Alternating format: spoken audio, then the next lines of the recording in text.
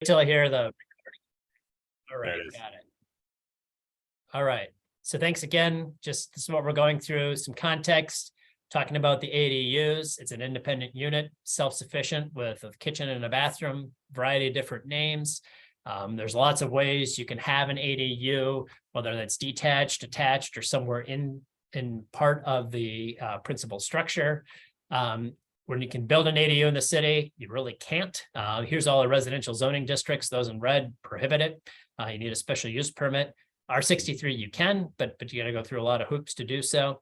So back to the proposed ordinance and what changes we're proposing is to permit an accessory dwelling unit by right on the same property where we already have a single family dwelling unit.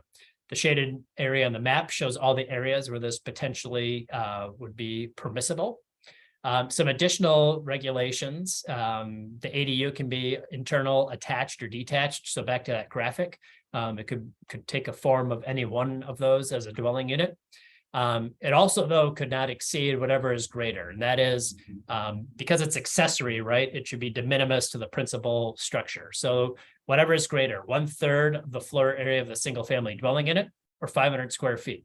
So if you have a 2,100 square foot home, it could be up to 700 square feet in size.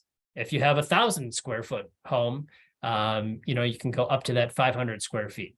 But again, the purpose is to have this be accessory smaller than the principal structure on that unit. And then it also has to comply with all the underlying zoning district requirements. So setbacks, lot coverage, height. I think those are all things that were important. So it can't vary from those. So just like when you build an accessory building like a garage or a shed, you're going to comply with all the zoning.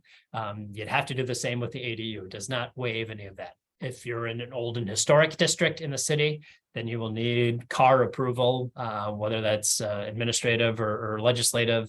You'll need a COA to do that. So all the other zoning district things will apply for ADUs. Just a little bit of a backstory about drafting this proposal and how we got to this recommendation. Started with a resolution back in 2021 that asked us to look at this and was specific towards allowing for ADUs in all residential zones of the city.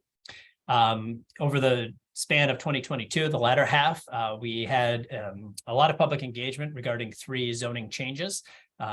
We talked about parking, we talked about ADUs and short-term rentals, and we had pretty extensive engagement, a number of public meetings, both in person and virtual, some focus groups and additional presentations to neighborhood associations and other civic groups, where we gathered a lot of comments and feedbacks on accessory dwelling units. This is particular to ADUs, asking the questions, are you in favor of permitting them? With 0 being no to 100 being yes, and then the scales in between. We found that generally tilted towards a positive response in terms of those wanting to see ADUs. And in fact, the plurality came in those in that 91 to 100 range of wanting to see ADUs in all zoning districts. But we did see some things that talked about, make sure we consider things like the size, the height, talking about occupancy and STR, which I'll talk about in a moment. I think that goes back to some of the reasons we are recommending that the underlying zoning be retained, and in terms of then addressing some of those concerns. So why make this change? Why ADUs? Going beyond, I'll say just a resolution directing us to look at it. I think one of the things and helping to implement Richmond 300, we talk about neighborhood mixed use, residential and neighborhood mixed use, future land areas. They talk about ADUs as a primary use in these areas.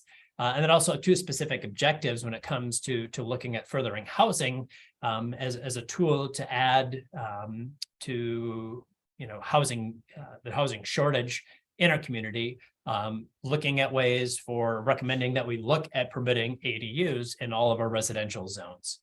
So ADUs, I think they benefit our community in a number of ways. increase the housing options, whether maybe it's for younger households who want a smaller footprint, or maybe it's empty nesters who want to downsize. But they provide just a better variety of housing products and options in our neighborhoods. And especially in neighborhoods that may be more expensive, generally ADUs are the smaller space or a secondary space, like an attic or a basement. And so by their nature, they're generally more affordable. But that provides options in neighborhoods that can be expensive, and they're expensive because of their location. They're expensive because their access to all those other amenities like places to work or places to eat, or transportation networks. And so here's a way to introduce some affordability into those neighborhoods. I've said at other meetings, right, we're a city that cannot grow physically or a boundary. So, using our limited land more efficiently, but also building in a more energy efficient manner, right? When we're looking at, using a structure and talking about maybe interior or attached ADUs, we're using that efficiency from one building envelope to build more sustainably. Also, in particular for residents and property owners, looking at a place for different people in your family or your household, whether it's a boomerang child, maybe a long-term caregiver or extended family, maybe an individual has physical limitations or an aging parent. There's just other options where maybe want in the same structure or in the same lot, but maybe with a little bit of differentiation in space, but it provides that option. It can also provide a source of supplemental income, especially for those who are perhaps on fixed incomes. Here's a way to supplement that by potentially being able to generate rent, if not using it for yourself or your family. Also implementing city strategy. This helps further things that were talked about in One Richmond, our affordable housing plan, using housing as a vaccine for poverty to provide people that stability and again, opportunity to grow by having that stable residential option. It addresses some things in our climate equity action plan, again, by looking at, I'll call, gentle density and adding people where we already have resources and infrastructure. It also ties into our economic development strategy, right? When we look to attract and retain talent, we need to be able to provide housing for those individuals and housing, again, across the board and across incomes to help support, the workforce that fuels Richmond. It also looks at a few things from council in terms of the equity agenda. And furthering that, going back to things about resiliency, our ecological emergency, and talking about sustainability and using our land more efficiently.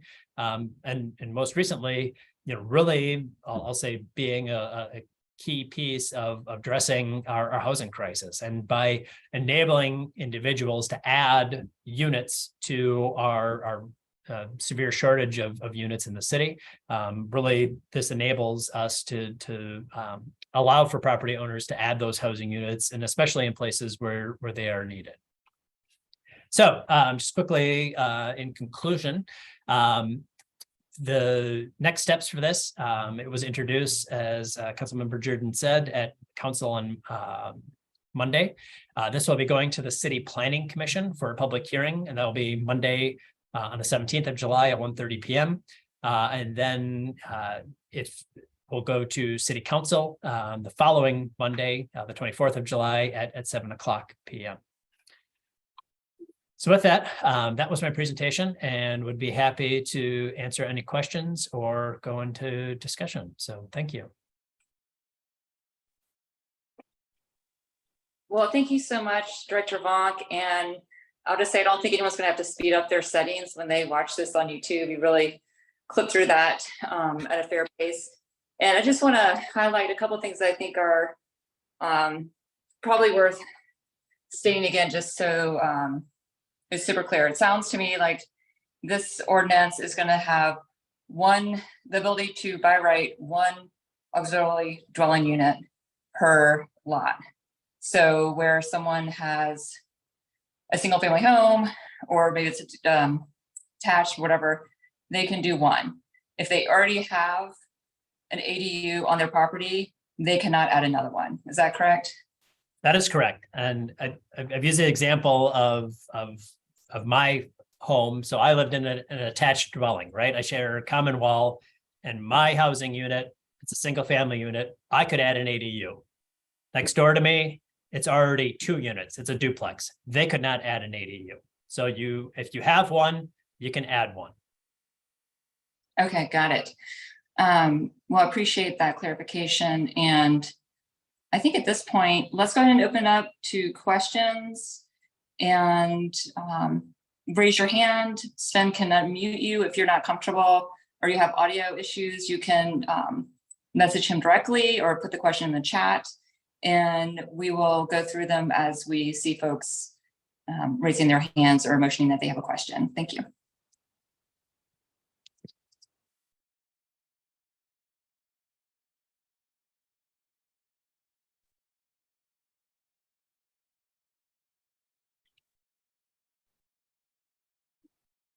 Don't be shy, y'all. I will say one question that we have received in relation to this change, but related to one of the other zoning changes that council has already approved, has to do with parking requirements. And so, Director Vonk, is it our understanding that an additionally authorized ADU would not have any parking requirements associated with it because of the removal of parking minimums that council has already adopted? That is correct. So with that passage of not having any minimums, it would not prevent somebody, if they wanted to do any off-street parking, they could. But I think depending on how ultimately the ADU would be used, that would be up to the property owner to decide how that would be used. And I know, there's further discussions about, on-street parking management and then permits and things that will be happening. But in terms of the off-street requirements that would apply. And this is something too, in terms of policy. If it gets to a point where we find that there are negative impacts from adding these in terms of parking, it's something that could be revisited. But as proposed, it would not require the addition of any off-street parking, which would be in line with, not having minimum citywide. Again, though, it's not requiring a minimum. If somebody wanted to provide off-street parking, they absolutely could. Okay. Correct. And then just to piggyback up on that a little bit, if you were not able to have an ADU by right, you can still go through the SUP process. And then that would be an opportunity for the community to say, you already have a number of units in your lot. If you're going to add more, we would expect you to provide parking. Correct. And I think that, falls in with the SUP process. And that is, if somebody wanted to do and they couldn't meet the setbacks, or they wanted to go a little bit higher, or they had 2 units and wanted to go to a 3rd unit. And that's why we have that process. And at that time, again, there's criteria that we have to weigh against. And if we feel that those criteria would be violated without some types of conditions, and one of them could be off-street parking, those could be included as part of that SUP process. Okay. And then Sven, I see we have some questions popping up in the chat. Would you like to take those here? Thank you. I think folks are getting a little bit more vocal as we move through the meeting. So Tim starts us off with, will the permitting process for each of these ADUs verify throughout that process that all the underlying zoning requirements are met before approval? Yes. So for all of our building permits, we do have a member of our zoning team give their approval on them to make sure that they are met. And if they're not, then we can go back, and either you can adjust your plan, or if you're adamant about keeping it how it is, then it may move itself into Board of Zoning Appeals case or a special use permit. But through the permitting process, yes, we do check for zoning compliance as part of building permits.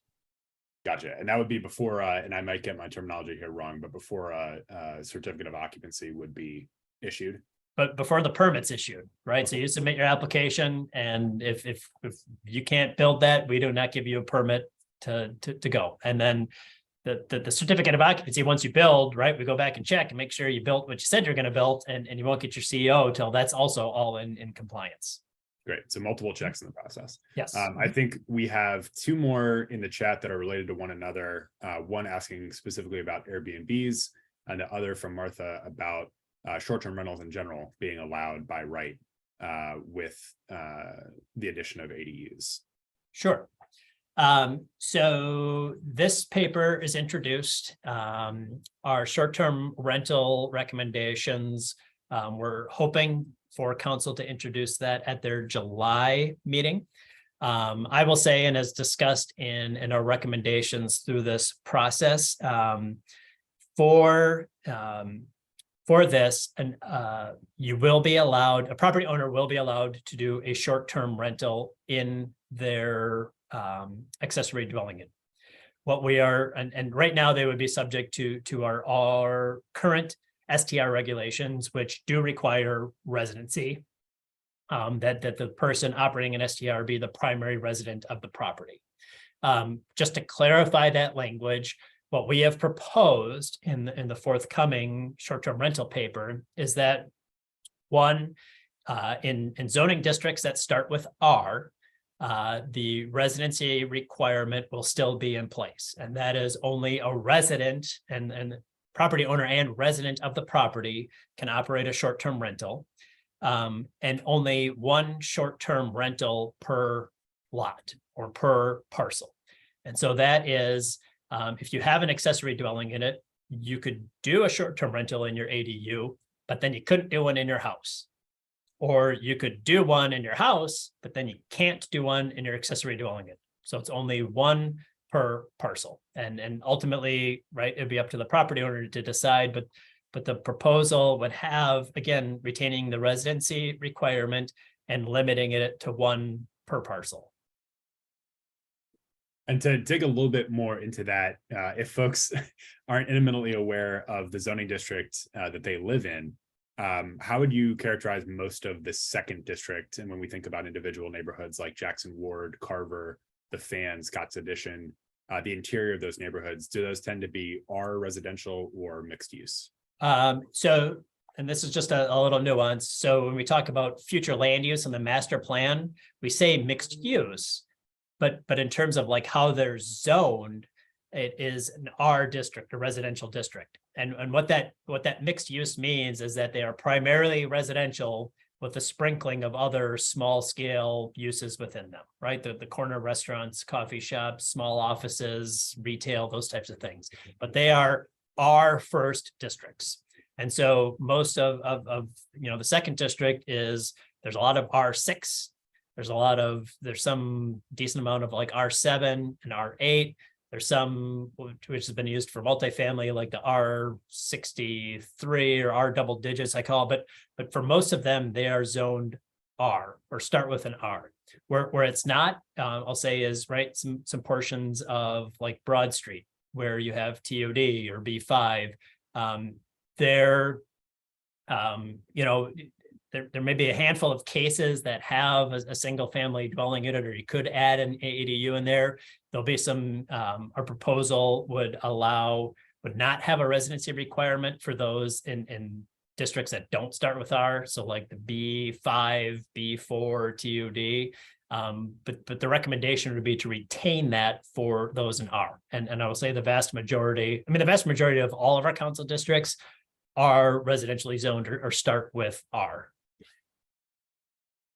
All right, y'all, I'm going to take a leap of faith here, so please don't let me down. I'm assuming that none of you guys are Zoom bombers at this point. So I'm allowing everybody to unmute yourself if you want to go ahead and ask a question yourself. However, you can still raise your hand or drop it in the chat and ask it that way as well. Hi, can you hear me? May I ask a question? Yes, we can hear you. Go ahead. Hi, this is Martha Warden. I just wanted to know what the reasoning was behind, sorry, there's a truck, allowing STRs by right in an ADU. I was listening to your, like, all of the advantages to allowing ADUs by right. And I feel like maybe number 5 was additional income, and the other 4 were in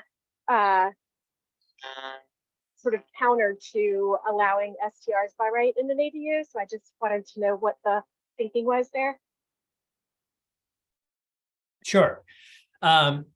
So the proposal for, well, for short-term rentals, and I'll say existing right now, that if you own and are the primary resident of a home, you are allowed to go through a process and do a short-term rental in that home, right? You can get your permit, you can get your CCC to do a short-term rental.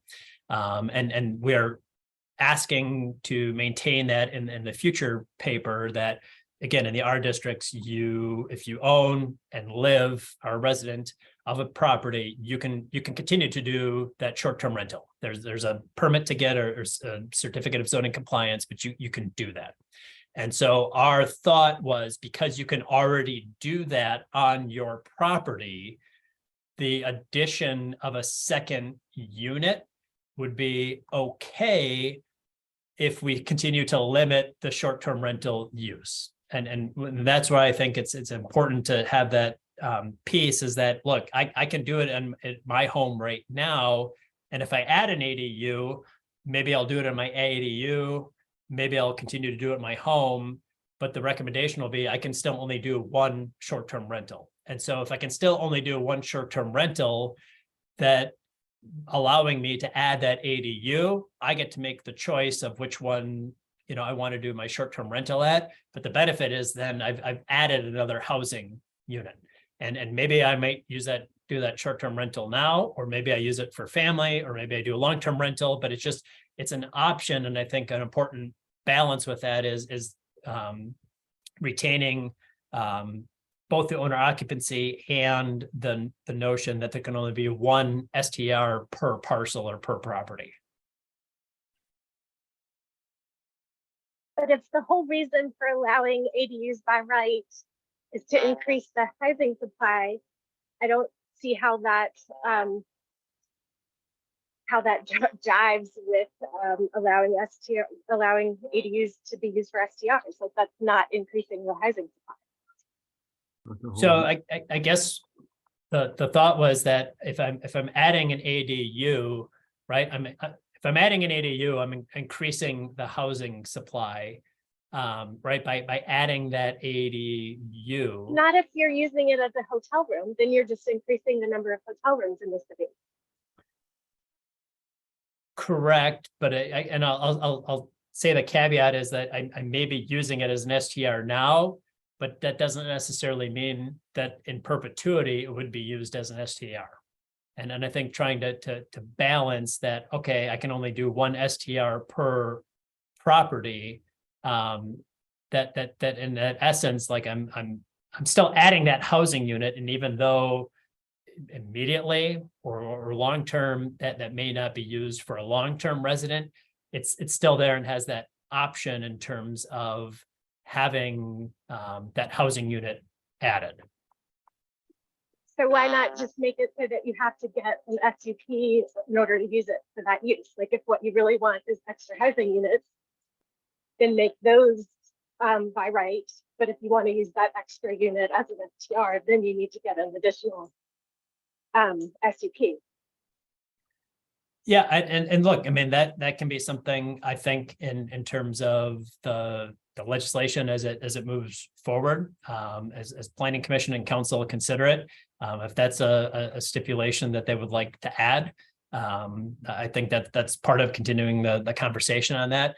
I think from a staff perspective, we felt in terms of our recommendation that limitation was not that was not needed. Martha, and Okay, for thank you. some of the other folks with questions, I'm going to go to the chat briefly. Yep, I'm done. Sorry, thank you. Yeah, no problem. Thanks, Martha.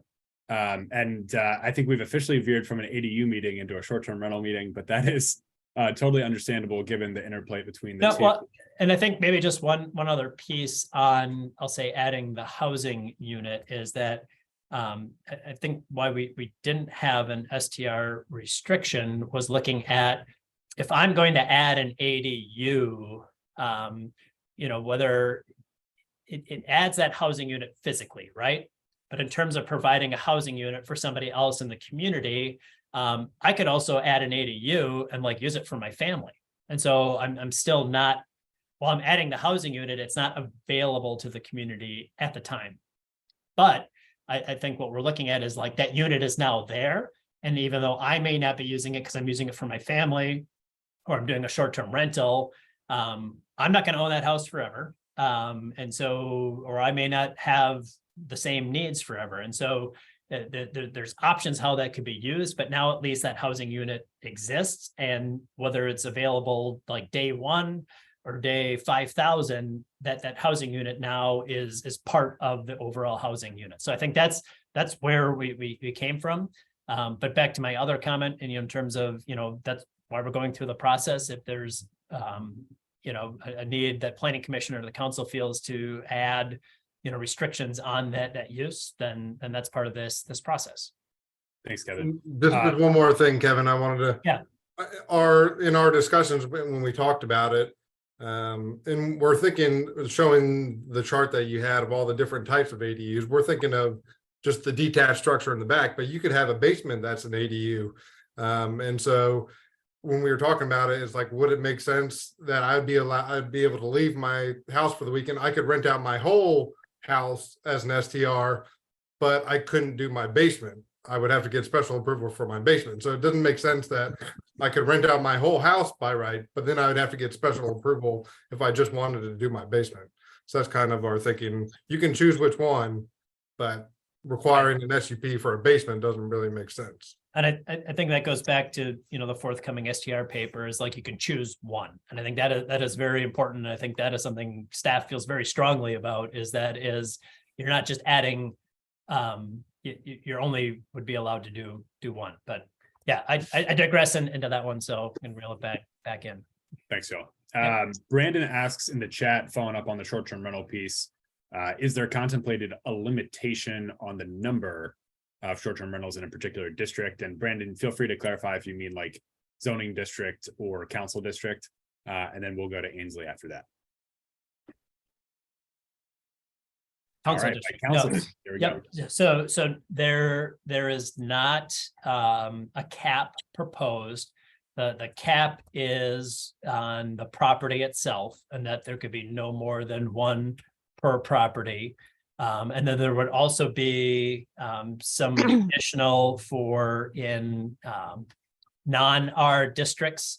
I believe our recommendation is for like a multifamily building that no more than the lesser of either a third of the units or 10 units could be STRs in a multifamily building, again, in a non-R district. But in an R district, regardless of what type of structure it is, the limit is one per parcel. That is what is recommended. Thanks, Kevin. Ainsley? Hey, Kevin. Once again, really appreciate your presentation. I'm a visual person, and I found that slide with kind of the different examples of what an ADU could look like incredibly helpful. And I think it really kind of spoke to some of the discussion that we've had, that these independent buildings that perhaps some people are envisioning, particularly when it comes to short-term rentals, may in fact not come to fruition. But I really, really hope that the council approves this. I think the feedback that you all have incorporated from the extensive community meetings, public engagement has been really helpful, is evident in the current presentation. And I think just really addresses, a growing reality for many people of multi-generational families needing to live together, wanting to live together, caregivers, elderly family members. So just really thank you for the presentation, and love that one visual on the examples. Thank you. Well, I'll thank Brian for finding it. I think what it goes to help illustrate is, right, like, well, if this gets passed, then like, how will my neighborhood look different?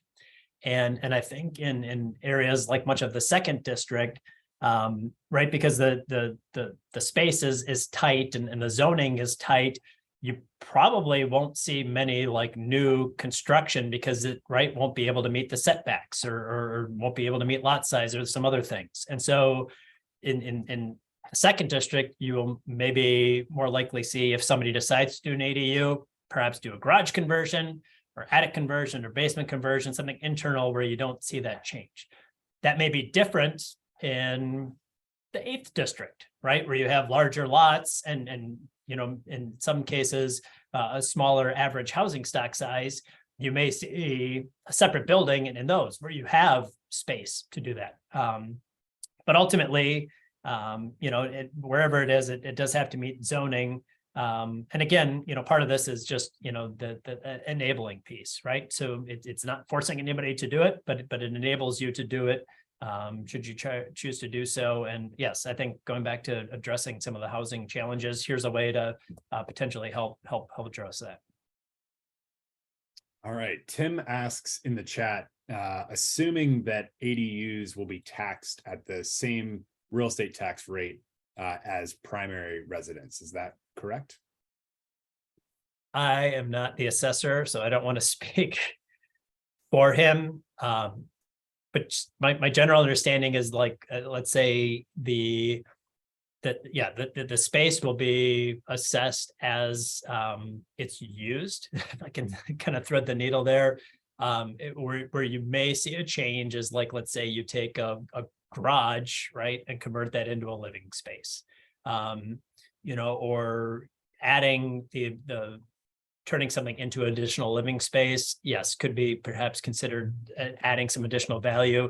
But also just, right, when somebody makes improvements, regardless, you know, to their home, it's a residential nature, it'll be looked at that rate. I can't answer that specifically, but I'll make sure to get some clarification from my team before this goes through. But my general understanding is yes, that will generally be along those lines. It's not a special taxing piece. All right, y'all, we're close to stumping Kevin. This is good. We're making progress. Tim, it's a really good question. The additional piece of clarity that I would lend there, putting on my assessor hat, is everything in the city when it comes to real estate is taxed at the same rate. It's $1.20 per $100 of assessed value, whether it is a business or whether it is a residence.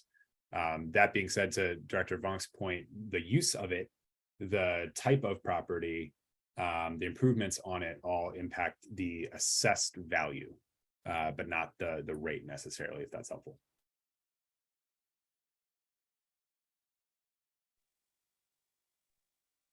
All right, and folks, any other questions, feel free to drop them in the chat or go ahead and unmute. Well, I think we've gone into a lot of the, you know, substantial topics that we've heard folks were interested in on ADUs. And I guess one thing I would ask at this point, maybe the director, is the rationale for voting on the ADU paper before the short-term rental paper, because, you know, personally, I'd really like to see where we land with the short-term rental ordinance and rewrite before feeling 100% confident on voting on an ADU paper. And that's something I know we've discussed a little bit, but if you could maybe expand on why this is going before short-term rentals. Thank you. Sure. I think in terms of process, you know, we felt in terms of having this first is trying to you know, seriously address like some of the housing issues that are going on, right? So time is of the essence in terms of housing matters. I think if this paper is passed, the existing STR regulations would still obviously remain in effect, which has you know, requirements for owner occupancy or residency for those operating a short-term rental. And so, you know, even if you could add now an ADU, you still have to be the owner occupant of the property to do either your house or that new ADU as a short-term rental. I think, you know, in terms of following up closely with the short-term, we've talked about, you know, the 3 zoning changes all being closely tied together. I will say ADUs and STRs probably are the closest. And obviously, you know, if either planning commission or the council feels it's in their best interest that they want to see both of them at once or switch, having a vote on STRs before they do ADUs. I mean, that's their pleasure. I think just in terms of, I feel also for us, this also seemed to have some, as you saw on the chart, some pretty good support for it. And so felt, from the public perspective, this was something that they wanted to see in the community. But I think, as we've talked with most of all of our recommendations, that's what they are. They're a recommendation to Planning Commission, and Planning Commission will make a recommendation to Council. And at the end of the day, Council can do as they see fit. Okay, thank you. And just to understand, should this go beforehand and have the current short-term rental rules applied, would people be able to have multiple short-term rentals in their property? So maybe they already is no, but I'm going to ask Brian on that. I think you're still limited in the resident to only having a short-term rental. Yeah, as you mentioned, there is the primary residence, but the tricky part was when you're not in a residential district, it still requires a primary residency. So one of the things with the STR thing is we're going to remove that. But right now, we're adding in that limitation of one per lot, and then for multifamily, we're doing 1/3 or no more than 10. But it's not as what I'm hearing is it's not as clear, and that's why we're adding it in. It's not as clear right Correct. now. If I were to add an ADU and I'm the primary resident, there may be a way to rent both of them out of short-term rentals under the current regulations. Yeah, there are provisions that in some of the districts, it allows you to have a short-term rental in an accessory building, but it has to be existing as of like 93 or 96. And I've had conversations with one of the zoning staff members who's been kind of reviewing these permits and try to figure out what would prevent you from having both of them together. So that's why we wanted to add them. Right. Well, that may be a reason to tie them more closely together if that's concern about that, because I feel from a staff perspective, we felt it was important to have that limitation, and I think that's why we put it in our draft proposal for the STR regulations.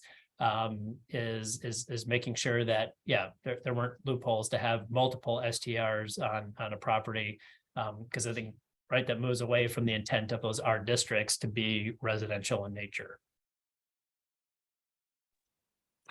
And Hi, this is Cindy. I was hoping, I appreciate the fact that we can listen a little more and have some Q&A time on this particular zoning issue.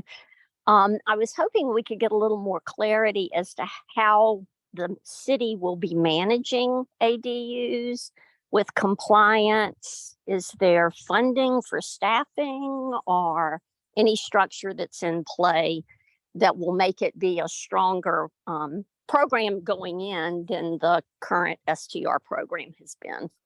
And Cindy, just to clarify, I believe you said ADU initially and short-term rental secondarily.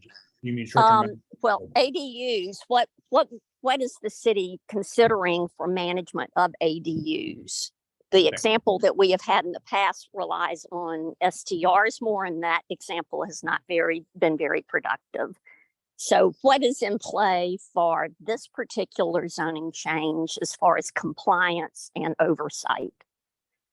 Does that clarify? Sure. Yep. And so I think in terms of for this proposed paper for managing ADUs themselves, for building the structures, it will move to an administrative process, and I think we do have that piece under control in terms of our ability to work through and review an application and get things permitted through our building staff, who again gets feedback from zoning on building these structures.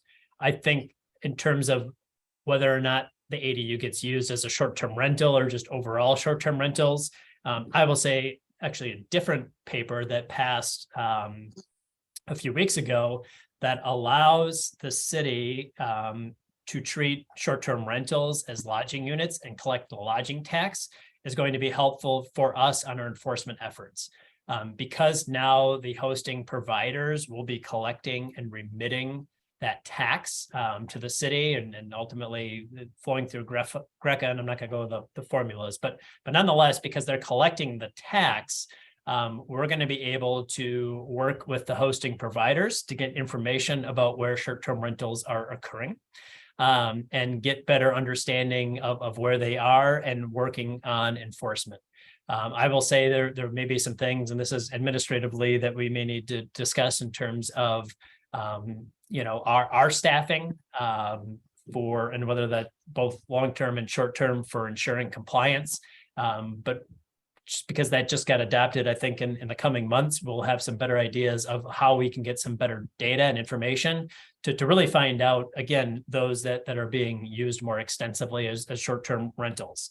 I will say one just caveat is also just being, and I'm sorry, this is SDR conversation, but I do think it's important, is that a short-term rental is defined as a stay of fewer than 30 days.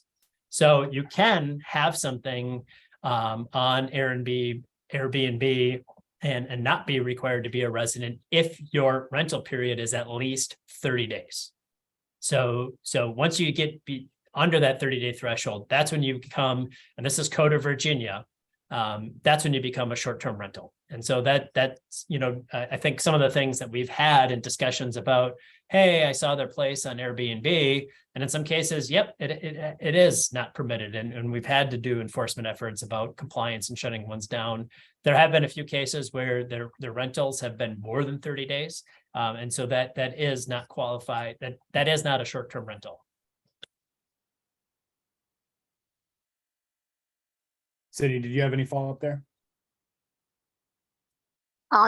No, I guess not. I just, in densely populated areas, I do hope that there will be some structure around if there are issues as a result of ADUs coming in to a dense neighborhood, that there are steps that the residents will have clearly knowledge of the process for issues of noise, of compliance, of parking, of whatever. ADUs in different neighborhoods mean different things dependent on density, I believe. So Definitely. Absolutely. And to that question, Director Vonk and Brian, do you all happen to know, Airbnb at least, and I think other platforms have their own complaint lines as well for members of the community to notify the platforms about issues with operators?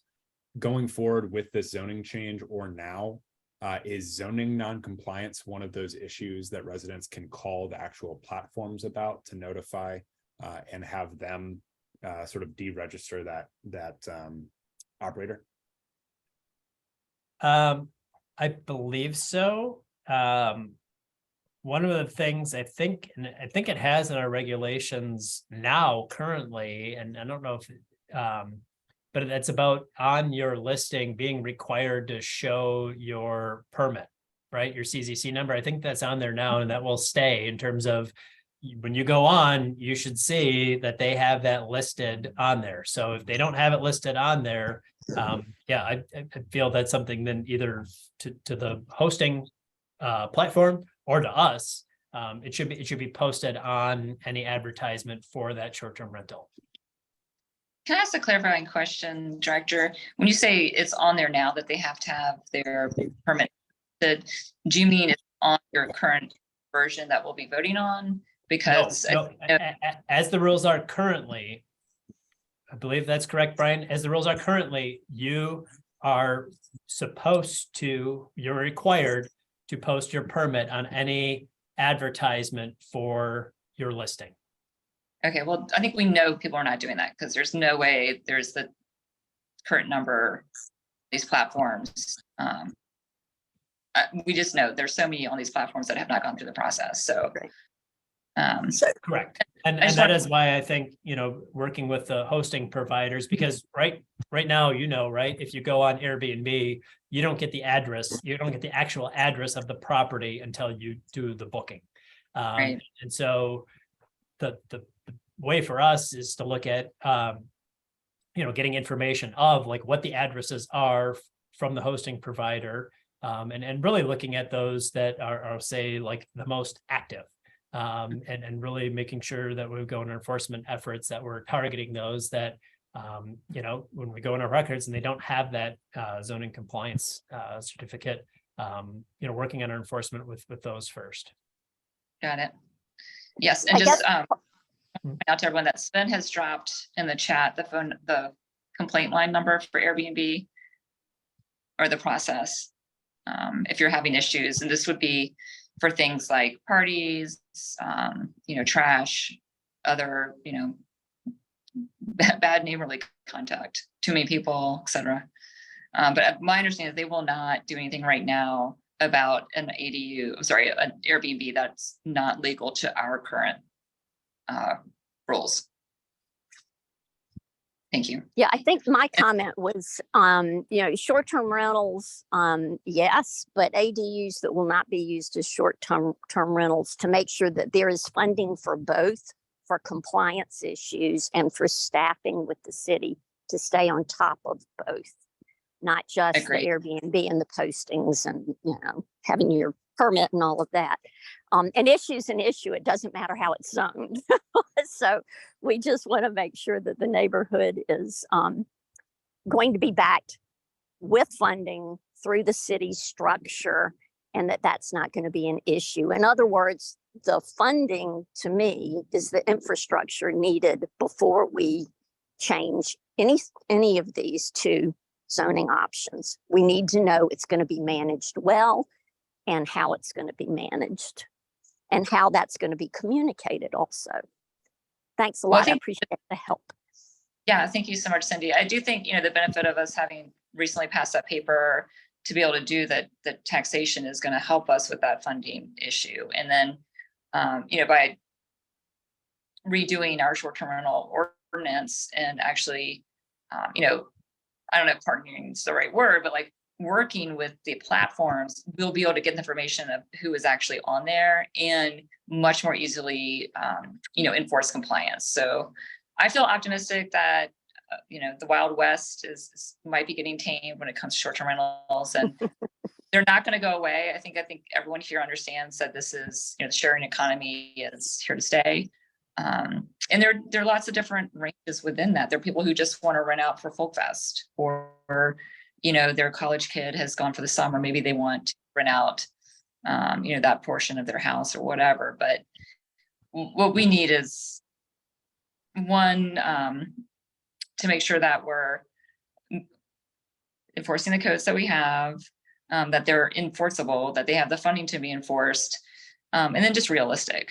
So I think we're making a lot of progress towards this. I'm, you know, eager to see the short-term rental ordinance. For me, I still feel like I need to see that before I can feel confident about the ADUs. But hearing that, if I understand correctly, Director, that as of right now, the short-term rentals will be primary residency maintained and only one per that lot, I think is, you know, a big deal. And we asked in a pre-meeting, for those who are still on the Zoom, you know, as an example, like one monument, you know, there are lots of condos in that building. Would each owner qualify as one resident? And, you know, please confirm, Director, but under the proposed rules that we'll be receiving shortly, it would just be one short-term rental allowed in that entire unit. Is that correct? That entire property address? Yes, if it has, and I'm just gonna double check the zoning, but if it has an R, if it starts with an R, yes, one per parcel. If it has something else, then it's the limit of a third or 10 units. But if that zoning district starts with an R, it's one. I think that's a huge progress from where we are right now. One semi-related question. Well, I'm sorry, Ainsley asks in the chat where folks can find the links to the presentation, Kevin, that you have given tonight. I don't have this posted, but I'm happy to share a PDF, and if you want to share it with your team, if you want to be able to post that, or I can, there will be a copy coming up for the City Planning Commission, but in the interim, if you want to email me, I can also do that as well. So there's a variety of ways to get there. Ainsley, short answer, I would say in the short term would be in our Friday newsletter, we'll go ahead and link to the presentation document and just share it on Google Docs so that folks can see it there. And then again, it'll be on the agenda for Planning Commission after the fact. One short-term rental related question that hasn't come up tonight, but we've heard before, is also whether it is anticipated that once new regulations are adopted, a public listing of all permitted and registered operators can be put online for residents to see and cross-reference which ones are legally authorized in their neighborhoods. Is that something that we have the ability to do? If so, is that the plan?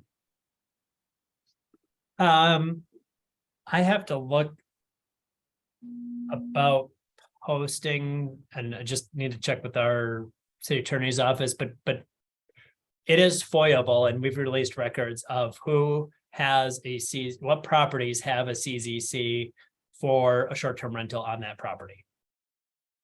And so I think, yeah, I mean, we can be able to share it. I think one of the things, and I'll just double check, but I think that should be something that's able to be publicly posted, because the other part of it now, you can get that information if you go to our website, and if you go to our EnerGov, our portal, you can search records and you can search for them and get information about CZCs that have been entered. So I don't see an issue with us posting that.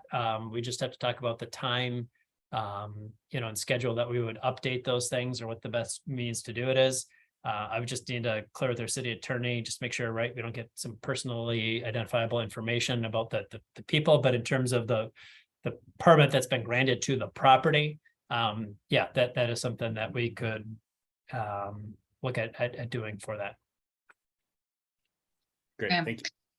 Well, Director Vonk and Brian Mercer, thank you so much for joining us this evening. I think it was really a great presentation, provided a lot of information, and I thought the Q&A was really helpful, because there's certainly questions that many people are asking. It's the conversation's out there, so hopefully folks will go to this recording who weren't able to make it tonight, and of course, continue to provide your feedback via the public meetings still to come, which are the Planning Commission and then the council meetings.